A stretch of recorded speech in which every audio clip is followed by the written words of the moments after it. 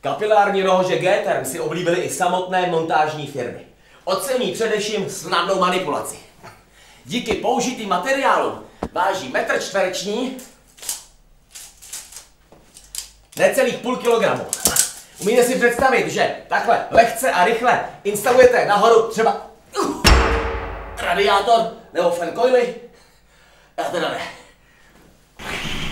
Navíc kapiláry fungují jako systém 2 v 1, tedy vytápění a chlazení. Montážní firmy tak zákazníkům najednou vyřeší 2 problémy. A tím výhody nekončí. Díky využití polypropylenu je svařování rozvodných trubek také výrazně jednodušší než u klasických měděných rozvodů. Navíc použitý materiál je mnohem tvárnější.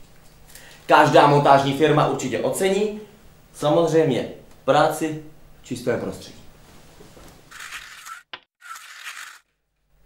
Bolavým místem mnoha montážních firem jsou velké skladové zásoby.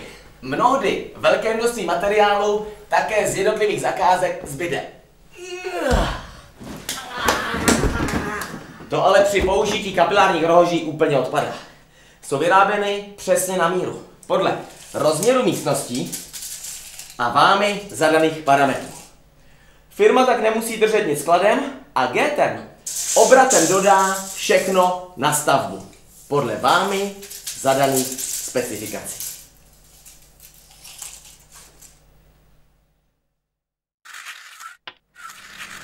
A jakými způsoby je možné systém s kapilárními rohožemi instalovat?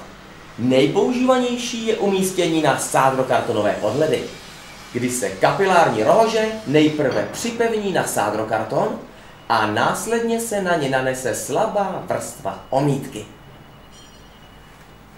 Další možností je zavěšení do sádrokartonového roštu nad sádrokarton. Kapilární rohože je také možno instalovat ve speciálních stropních kazetách, vyrobených přímo na míru.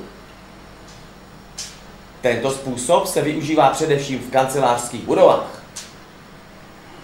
Rohože je také možno přímo zalít do železobetonového stropu.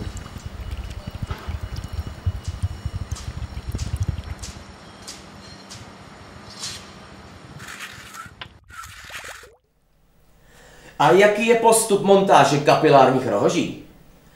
Pro příklad jsme vybrali instalaci na sádrokartonový strop. Nejdříve je nutné na strop umístit rozvody a napojit je na rozdělovače. Rozvody se zaklopí sádrokartonovými deskami. Na kapilární rohože se připevní oboustranná lepící páska. Následně je možné začít rohože připevňovat. Těsnost celého systému se nejprve prověří pomocí vzduchu. Poté se naplní vodou a odzduší. Po montáži dilatačních lišt a folie je možné začít strop omítat. No a pak už je to hotové.